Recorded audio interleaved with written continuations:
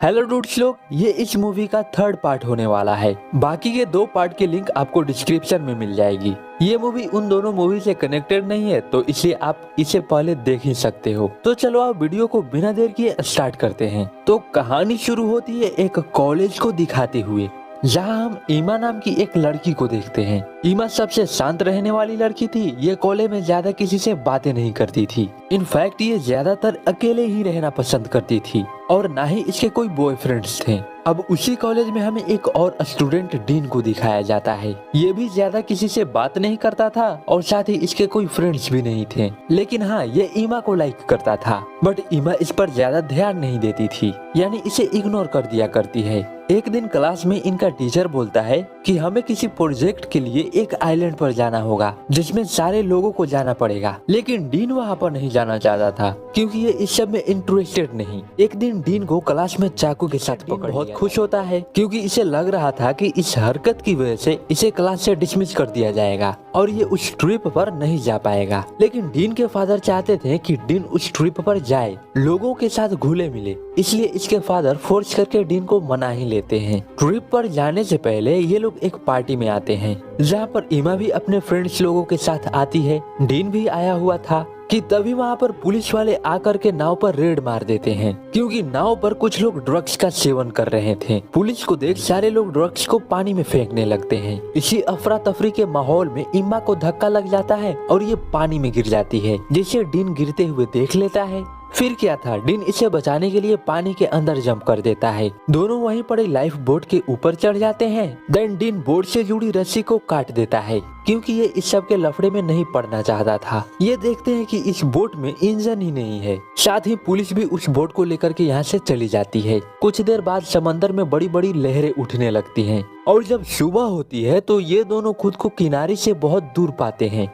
जहाँ इन्हें चारों तरफ बस पानी ही पानी नजर आता है। वहीं क्लास में टीचर्स को पता चलता है ईमा एंड डीन कल रात से ही गायब हैं। इधर दोनों लहरों से टकराते हुए एक आइलैंड तक पहुंच आते हैं। डीन बोट में एक फ्लेयर गन रखी हुई थी, तो डीन इसे ले लेता है ताकि कोई जहाज गुजरे तो इससे ये सिग्नल भेज सके। अब दोनों आइलैंड के अंदर जाने लगते हैं। दूसरी तरफ डीन के पेरेंट्स डीन को लेकर के चिंतित थे। इधर दोनों पूरा आइलैंड को छान मारते हैं ताकि कोई तो दिख जाए जिससे ये हेल्प ले सके। लेकिन थोड़ी देर बाद इनको एहसास होता है कि ये दोनों यहाँ पर अकेले हैं। अब फिर से ये लोग किनारे पर आते हैं, जहाँ ये देखते हैं कि इनकी बोट यहाँ पर थी ही नहीं। शायद इनकी बोट समुद्रों के लहरों के बीच चली गई हो, बट आई डोंट नो कि बोट के साथ क्या हुआ, और ना ही ये दोनों जान पाए। खैर, रात को डीन आग जलाता है और दोनों वहीं पर बैठ करके अब आराम करने लगते हैं। साथ ही ईमा, इसमें नेटवर्क ही नहीं था। डीन अब सो गया था, लेकिन ईमा अभी भी मोबाइल को चेक कर रही थी। एंड सुबह में इन दोनों को बहुत तेज भूख लग जाती है। पास में इन्हें फल नजर आते हैं, जिसे खा करके ये अपना गुजारा करते हैं।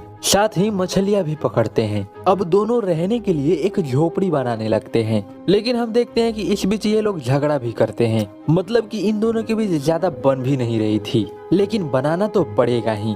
साथ ही इनके पेरेंट्स भी लगातार इनको ढूंढ रहे थे। इधर ईमा भी अपनी फैमिली को मिस कर रही थी, लेकिन डीन को इस सब से कोई फर्क नहीं पड़ रहा था। ये अपनी लाइफ को मजे से एंजॉय करता है। अब दोनों इस आइलैंड पर एक दूसरे के करीब आने लगते हैं। मतलब कि अब दोनों की दूरियां अब मोहब्बत में बदलने लगी थी। और इतना सब किस लिए? बस उसी के लिए। एक दिन इस आइलैंड पर इनको एक इंसानी कंकाल नजर आता है, जिसे ईमा देख करके बहुत ज्यादा घबरा जाती है। तब डीन समझाता है कि हो सकता है कि ये भी हमारी तरह यहाँ पर आकर के अकेला फंस गया हो, जिसे मदद न मिलने के कारण ये यहीं पर मारा गया। लेकिन हम तो दो हैं, हमें कुछ नहीं होने वाला। हम दोनों एक दूसरे की हेल्प करेंगे। और आजकल CHODNA को हेल्प करना कहते हैं, जो कि रात को ये दोनों एक दूसरे की हेल्प, यही वाली हेल्प करते हैं। एनीवे, जब सुबह होती है तो ईमा देखती है कि वहाँ पर डीन नहीं था, तो ईमा डीन को ढूंढने के लिए निकल जाती है। जहाँ ईमा देखती है कि वहीं पास में डीन उस कंकाल को गाड़ रहा था। ये देख करके ईमा डीन पर गुस्सा करने लगती है, तो डीन भी ईमा पर गुस्सा करता है। इसी बीच ईमा उसी गड्ढे के अंदर गिर जाती है। डीन इसे गड्ढे से बाहर निकालता है जहाँ ये देखता है कि ईमा को छोटी सी खरोंचे आ गई थी, जो देख करके डीन को अच्छा नहीं लगता। ये ईमा को बताता है कि इसकी मदर का एक कार एक्सीडेंट में एक्सीडेंट हो गया था, जिसकी वजह से इसकी माँ चल बची थी, जिसका जिम्मेदार ये खुद को ही मानता है। ईमा बोलती है कि तुम इसमें खुद को क्यों कोस रहे हो, वो तो बस एक एक्सीडेंट था। दूसरी तरफ इन दोनों के पेरेंट्स इन्हें ढूंढ ढूंढ करके थक गए थे, लेकिन इधर ये दोनों एक दूसरे के काफी ज्यादा क्लोज भी आ चुके थे। हर दिन दोनों एक दूसरे के साथ मस्ती करते, मजे करते। एक दिन जब दोनों घने जंगल में थे तब इन्हें जहाज की आवाज सुनाई पड़ती है। घना जंगल होने के कारण इन्हें जहाज दिख भी नहीं रही थी, जब तक कि ये लोग भागते हुए किनारे पर आते हैं। जहाज यहाँ से बहुत दूर जा चुकी थी। ईमा ये देख करके डीन पर बहुत ज्यादा गुस्सा करने लगती है कि तुमने फ्लेयर गन क्यों नहीं चलाया। डीन बोलता है कि मुझे वो गन मिली ही नहीं। दोनों जब अपने सामान को चेक करते हैं तो ये देखते हैं कि फ्लेयर गन के साथ साथ इनकी काफी सारी चीजें भी गायब थीं। ये देख करके दोनों को काफी अजीब लगता है। एक दिन ईमा की तबीयत खराब होने लगती है तो डीन को लगता है कि ईमा प्रेग्नेंट है, तो ईमा क्लियर करती है कि मैं प्रेग्नेंट नहीं हूँ।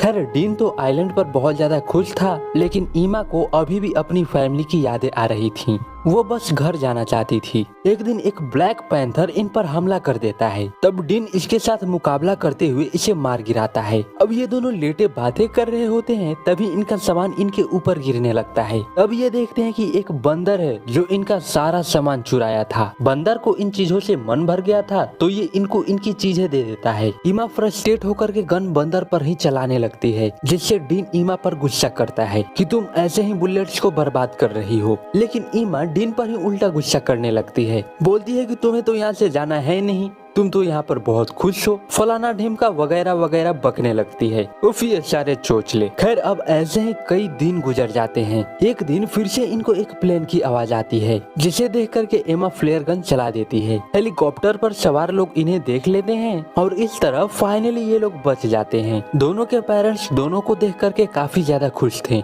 इस सब के बीच डीन ईमा को देख रहा था, बट ईमा डीन को देख ही नहीं रही थी, इसलिए उदासी मन से डीन अपने घर आता है। एंड रात को फिर से डीन ईमा के घर मिलने के लिए आता है, लेकिन ईमा को ये सब अच्छा नहीं लगता। ये डीन पर जरा सा इसे यहाँ से जाने के लिए बोल देती है। अगले दिन डीन कॉलेज में देखता है कि ईमा इसकी तरफ देखती भी नहीं। उस इंसिडेंट को लेकर के हर कोई ईमा को ही सराह रहे थे, लेकिन डीन को कोई पूछ ही नहीं रहा था, जैसे कि ये उस आइलैंड पर था ही नहीं। जिससे डीन फ्रस्ट्रेट होकर के पहली बार अपनी मॉम के ग्रेव पर जाता है। रात को हम देखते हैं कि कॉलेज में एक प्रोम पार्टी थी। डीन उस पार्टी में जाना नहीं चाहता था, लेकिन डीन को इसके फादर के कहने पर इसे प्रोम पार्टी में आना पड़ता है, जहाँ ये बाहर ही बारिश में भीगते हुए ईमा को देख रहा था। इसे भीगते हुए ईमा की एक फ्रेंड देख लेती है। ये बात ये ईमा को जाकर के बताती है। ये सुनकर के ईमा भागते हुए डीन के पास आती है और इसे गले लगा लेती है, जिसके साथ मूवी भी यहीं पर एंड हो जाती है। लास्ट बात, चैनल के सब्सक्राइब बटन पर अपनी गाड़ मार दो। मुझे नहीं पता, बस सब्सक्राइब हो जाना चाहिए।